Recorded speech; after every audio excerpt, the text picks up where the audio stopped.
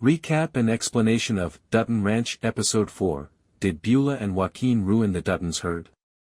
Spoiler alert, I believe that the scene in the 4th episode of Paramount's Dutton Ranch is the most horrifying and, equally, heartbreaking of the entire franchise, and we will all be burdened by this tragedy for a very long time, including the characters Rip Wheeler and Beth Dutton.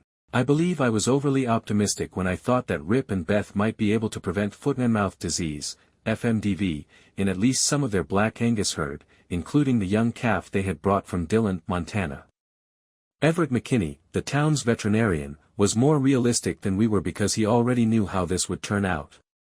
Rip believed he could confine the herd and prevent the infection from spreading, but some aspects of nature are out of his control. He ultimately had to take a rifle and slaughter every cow on the ranch, implying that Beth and Rip would have to start anew. They have no other choice than to do this.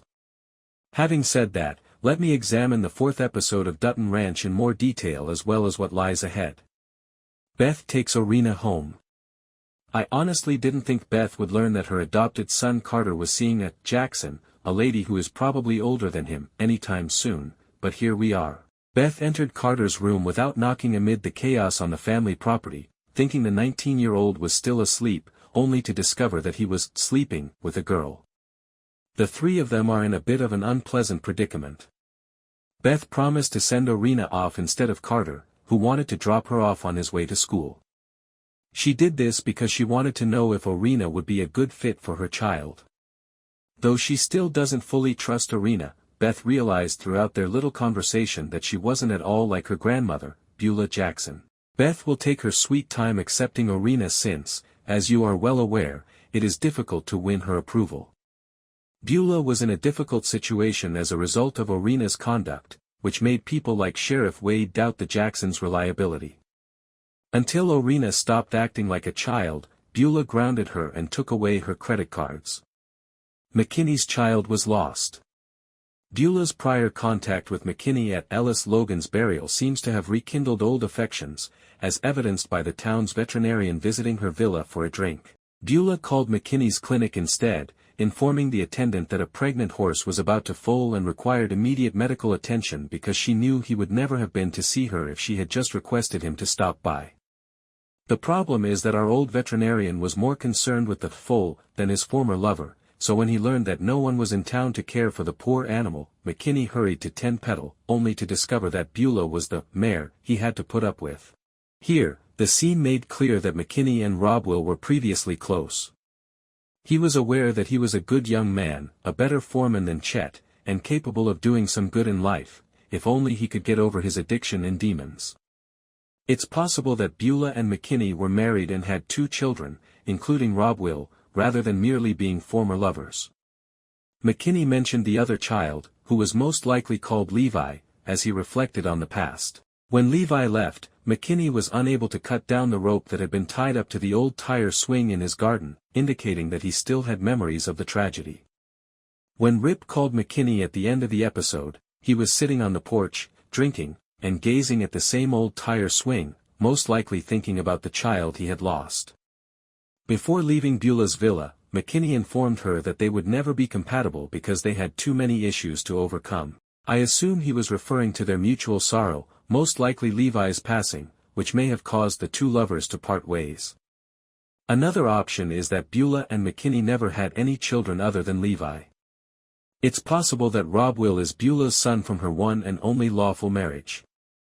All those high school kids see is a stupid cowboy they can take advantage of to buy them cold beers, but Beth wants him to go to school, study math, and make friends. It's clear that Carter struggles to fit in, which is why he connects with Oreana and enjoys spending time with her. Unlike his mother, who still treats him like a 15-year-old, which he isn't, Oreana understands him. And McKinney took care of Robwell as his son after he entered her life, but his relationship with Beulah suffered after Levi's passing. They soon ended their relationship and parted ways. I suppose the next episodes will tell us more about their secret relationship. Carter makes another old friend. As you are all aware, Beth and Rip strive to give Carter the life he deserves in an effort to be wonderful parents. However, the reality is that Carter can no longer relate to typical children because he spent a significant portion of his life on the ranch. Carter makes another old friend. As you are all aware, Beth and Rip strive to give Carter the life he deserves in an effort to be wonderful parents.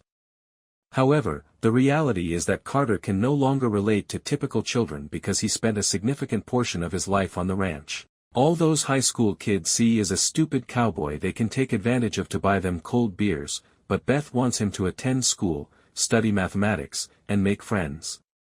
Carter clearly struggles to fit in, which is why he connects with Oreana so well and enjoys spending time with her. Unlike his mother, who still treats him like a 15-year-old, which he isn't, Oreana understands him. They won't let Carter near the field because they believe he's too young to handle it, even though he wants to be on the ranch and help Rip establish his legacy. Enraged by his mother, after skipping school to hunt for a day job at a nearby business, Carter eventually ran across old Dwight, who requested him to assist him out for the day. I couldn't see any horses or cattle on Dwight's property, so I'm wondering if he deals in steers at all. However, the chat between the two showed that Dwight was an alpine rancher who had moved to Rio Paloma. Ultimately, Dwight led Carter farther into his ranch and showed him Xena, a full-blooded African leopard, confined in a cage. Dwight explained to Carter that he purchased this animal from an elderly Arkansas boy online. That is untrue, in my opinion, and Dwight is probably a poacher who smuggles protected animals across international boundaries. Carter might face serious consequences if he doesn't exercise caution. I don't have any animosity toward old Dwight, but in light of the bull incident, I believe the Duttons should exercise caution since you never know what someone is concealing behind a mask. Unfortunately, as of right now, Carter has become fond to Dwight since, like him, Dwight believes that a true rancher learns on the field and that education is a waste of time. This implies that Dwight and Carter will continue to contact, and the young man will continue to miss school in order to work for Dwight, ultimately getting into major problems, which only Rip and Beth are able to save him from. The cattle are ripped and shot. Indeed, this was the most terrifying part of the whole show. The FMD virus had destroyed all of Rip and Beth's livestock, so they had no choice but to shoot them down and bury them 6 feet beneath, despite their best efforts to save the herd. In order to prepare the graves for their premium Black Angus herd, Rip sent Zach and Azul to a local store to collect bullets and other equipment. Zach purchased a red spray from the department store to mark the ground in order to excavate a hole.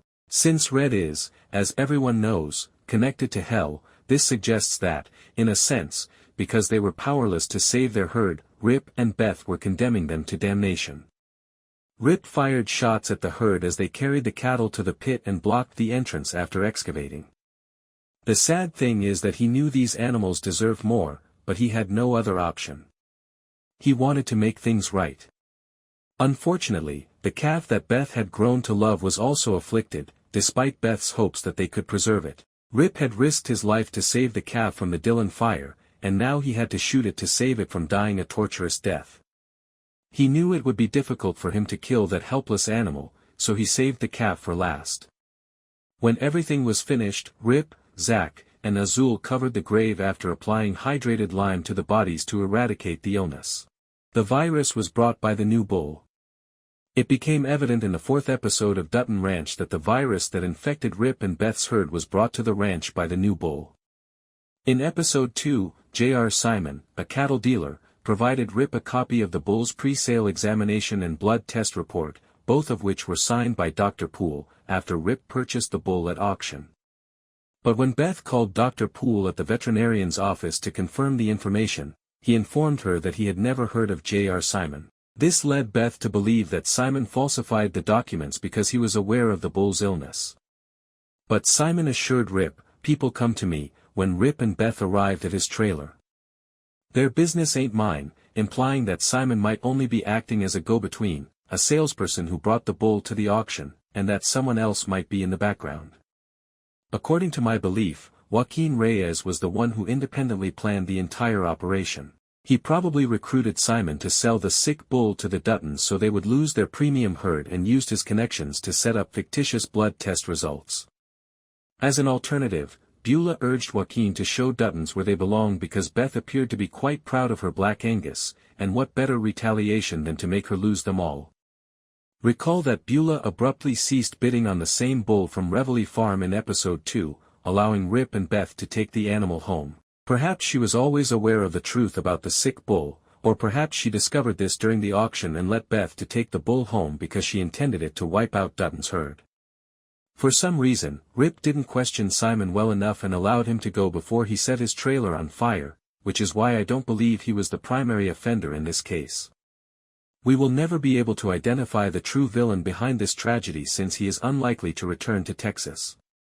Beulah is opposed to Joaquin assuming control of her empire. Joaquin's full name is Joaquin Reyes, and according to the IMDb credits, he shares his surname with Mariano Reyes, the man who called Beulah in the previous episode and mentioned that he would be moving this month, probably across the border.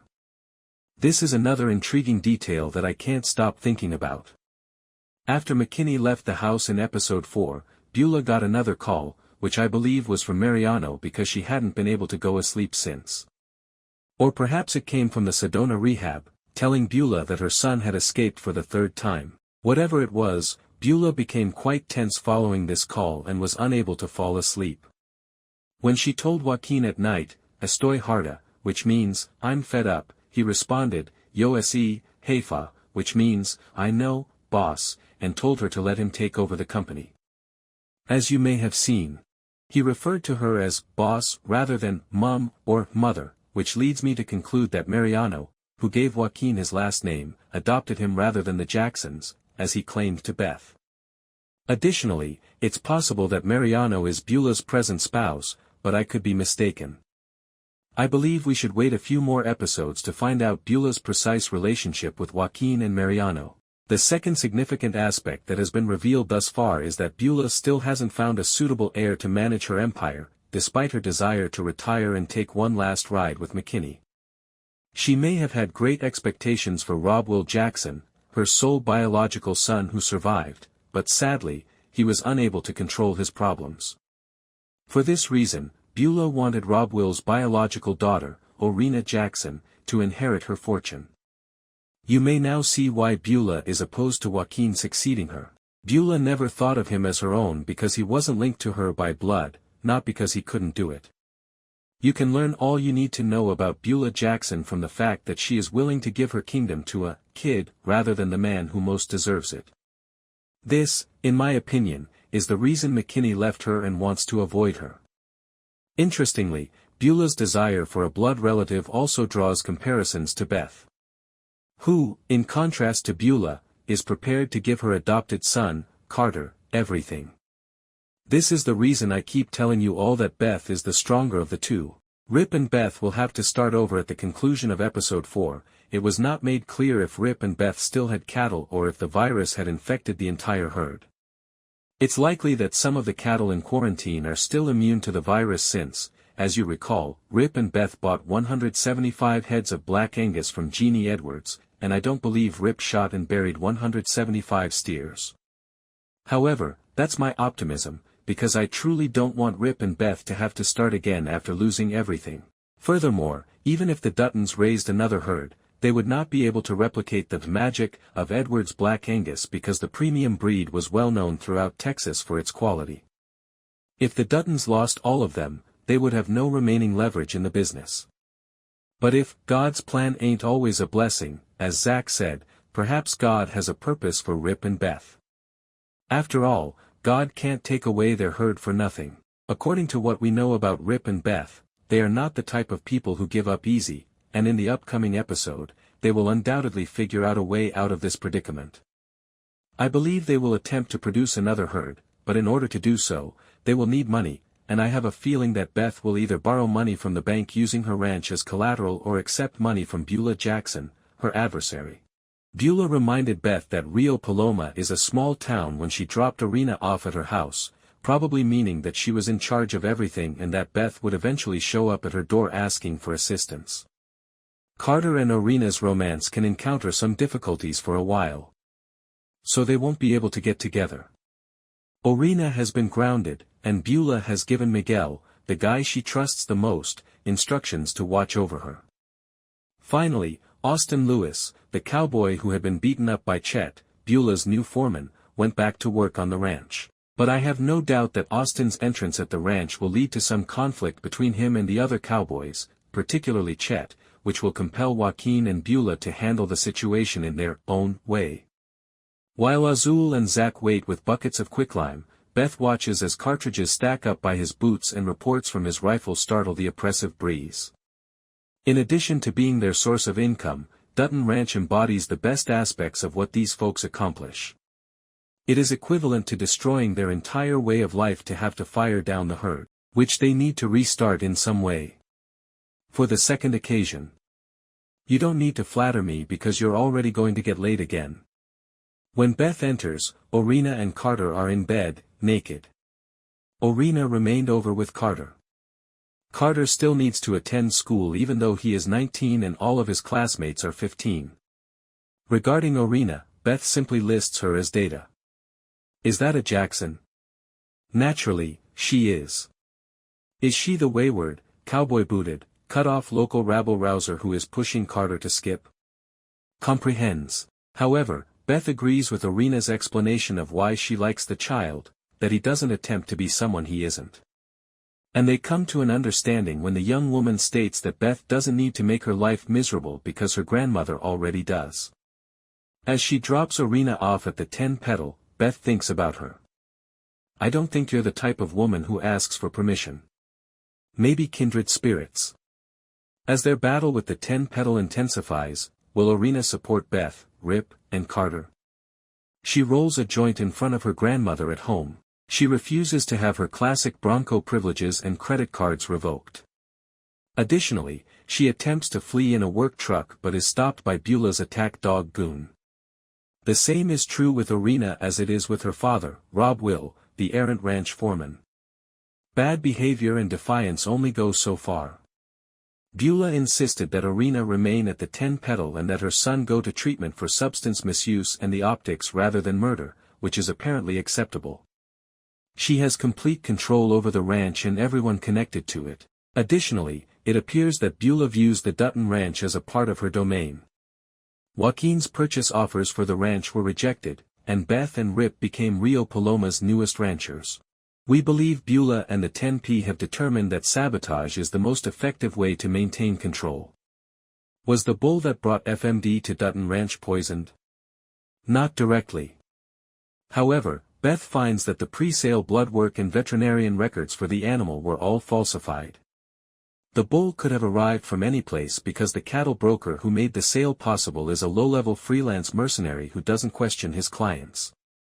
The 10P must be the direct target of this evil enterprise, right? In addition to her own granddaughter telling Beth that Beulah uses people and discards them like trash, we know that Beulah is not afraid to play dirty and cover up killings. Beulah and the 10-pedal would be the first people in the small town of Rio Paloma to fuck over Dutton Ranch. However, Beth and Rip are also setting everything on fire as they begin to rebuild. After setting the cattle broker's trailer on fire, Beth apologizes to Rip in the vehicle as they head back to a cattle ranch that is now empty of cattle. She claims she will stop at nothing to clean up this most recent catastrophe. At the ranch, however, Rip collapses into a heap with his head in his hands, claiming that his wife is not responsible for fixing it. Rip looks up at the expansive field of Texas stars. There is no explanation in the universe for why there is no assurance of their survival.